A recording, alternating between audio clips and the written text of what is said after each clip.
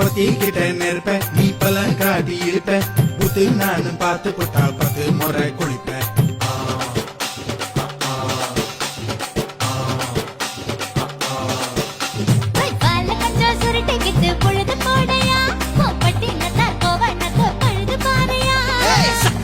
போட போற யாரும் இல்லடி ஒரு சாக்கு போக்கு சொல்லி முட்டு தோடி வாண்டி